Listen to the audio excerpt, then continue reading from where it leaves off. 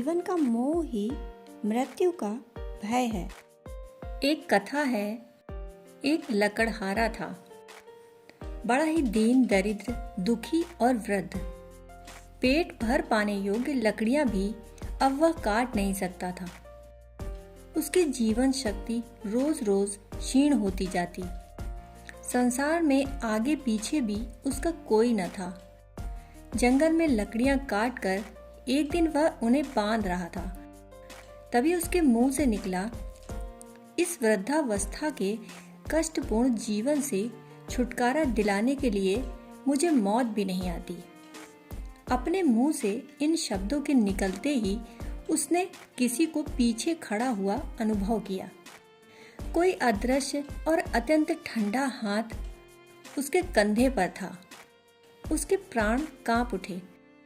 उसने मुड़कर देखा, कोई भी तो नहीं था, फिर भी कोई जरूर था। उसके कंधे पर ठंडे हाथ का भार स्पष्ट था। इसके पहले कि वह कुछ बोलता, वह अदृश्य शक्ति स्वयं ही बोली, मैं मृत्यु हूँ, बोलो मैं तुम्हारे लिए क्या कर सकती हूँ।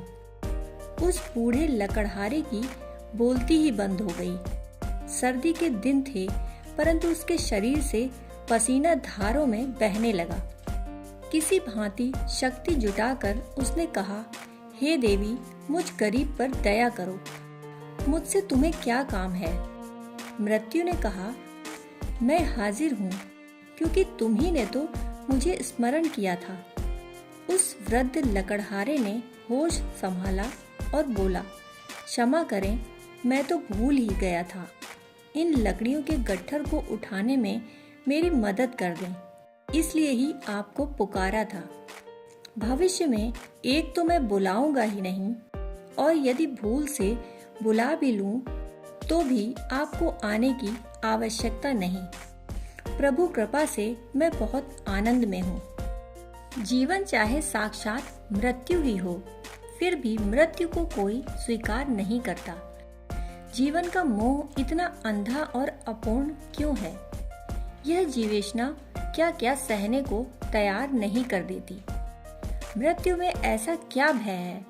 और जिस मृत्यु को मनुष्य जानता ही नहीं, उससे भय भी कैसे हो सकता है? भय तो ज्ञात का ही हो सकता है, अज्ञात का भय कैसा? उसे तो जानने की जिज्ञासा ही हो सकती है।